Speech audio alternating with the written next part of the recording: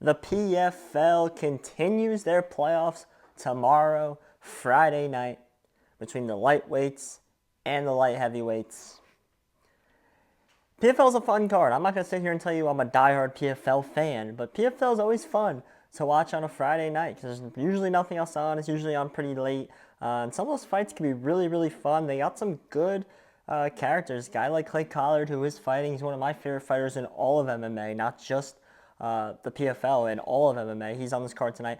I'm going to give you guys my betting breakdown, mainly the main four fights. I'll give you some guys I might like in the earlier card, and yeah, I'll just give my overall predictions for every fight in the playoff fights, as the playoffs are for a chance to fight for a $1 million world championship at the end of the year. Before we get to that, I just want to talk about two fights on the preliminary card. A guy named Thad Jean is 7-0 right now. He's minus 425 against Chris Brown. This is a guy that not a lot of people know about, okay? He's an up-and-comer, and he should take care of Chris Brown. Talking to guys in this industry, talking to people that know a lot about this, people I respect in this betting industry, love Thad Jean. And not to just play him straight out. I'm not going to advocate. I'm not going to go out and tell you to bet Thad Jean for a unit or 4 units to win a unit. No. Thad Jean's a great parlay piece. And I don't mean parlay with other fights in the PFL, which you could. I don't know if there just is one that I love necessarily to do it with. But I'm taking him and I'm putting him on some UFC guys I like a Dricus du Plessis, a Ekrej, right? And I might be spoiling my UFC pay-per-view predictions tomorrow, but I'm taking whatever bet I was going to put on Dricus or Ekrej. I can take partial part of that bet, put it together with Thad Jean, and get a way, way better price. If you do it with Ekrej right now, you can get him at minus 101 on FanDuel, because Thad Jean's minus 380 on FanDuel. You can probably shop around. You can probably find plus money somewhere on some betting site, especially if you're in New Jersey. I'm sure there's some kind of price out there. So Thad Jean is a guy to look to parlay lay. Okay, that's how I bet MMA. I look for heavy favorites I like a lot. I parlay them with guys I am betting partial of the bet, so I can get a better number on part of my bet, and if it loses, I just lose part of the bet that I originally was going to place. So that's one guy, Thad Jean. I would look to parlay with some guys. If you really like a guy in this PFL card, you can maybe do it for the PFL card. But I don't necessarily love anybody for this PFL card. I just want to talk about Elvin Espinoza versus Mads Burnell on the prelim card as well, because Mads Burnell's coming off a win off of Clay Collard, a guy that didn't really need a win to make the playoffs. So it was that Clay Collard's A game? Was he really trying to fight and win? That's all up in the air, and he's fighting a guy in Elvin Espinoza who's 10-1, a little bigger guy here, and Mads Burnell's a plus 110 underdog. He opened up as a favorite, and I think he got bet now as the underdog. I think Elvin Espinoza is the side. If you were to bet a side, I think you would bet Elvin Espinoza. This might be a buy, a sell high on Mads Burnell as he's coming off a big win. Clay Collard, it might not have been Clay Collard's A game.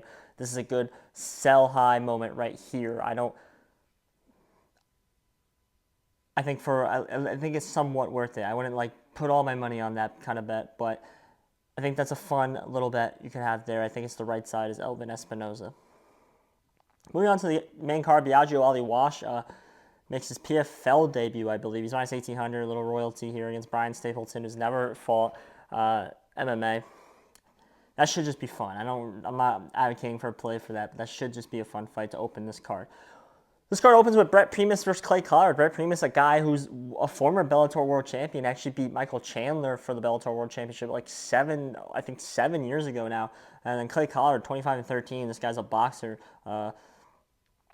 Lost his last fight to Mads Burnell. He's a plus 150 underdog. And man, I love Clay Collard. I'm a big Clay Collard fan, and I'm gonna bet Clay Collard. I'm not saying it's the right side. If not anything, it's probably the wrong side. Brett Primus has everything in his willpower that Clay Collard struggles with most: the takedown, the grappling, etc. We saw that in his Mads Burnell fight, last fight. Brett Primus has exactly that, and probably wins this fight. So I think my pick here is Brett Primus to win. I'm going to hope and bet Clay Collard.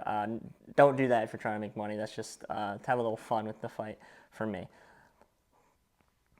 Although you could probably bet Thad Jean and Brett Primus together. Actually, that's actually a pretty good bet. Thad Jean, Brett Primus together, you'll probably get probably get right around, maybe around plus money, probably like minus 110, minus 120. That right there, that might be a good late piece if you really like Brett Primus here. Ramadanov versus Michael Dufour. I mean, Ramadanov is a tank. Minus 700 here in this fight. He probably wins this whole bracket. I can't see a Brett Primus beating a Ramadanov. This is an easy one. He wins this fight pretty easily, in my opinion. Rob Wilkinson takes on Devalt Lishan Yagashimuradov. Minus 170, plus 130. I think this is a really close fight.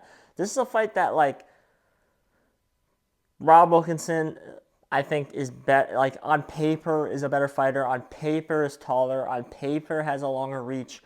But the line is just so weird to me. That minus 170, it's like the casino is so okay. Vegas is so okay. The sportsbook is so okay with you taking that minus 170. If anything, they want you probably to take that minus 170, which makes me want to take the dog here. I'm going to pick the dog here in this fight.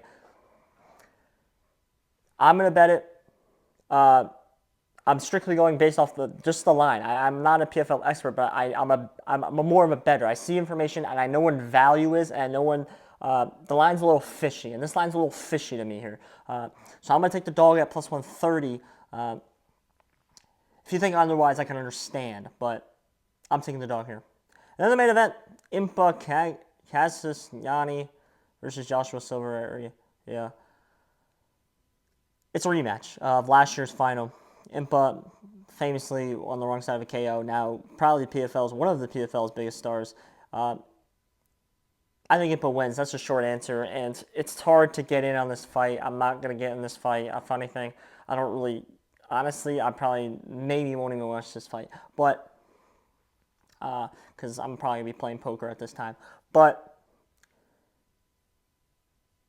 I gave out a trend my last UFC preview video.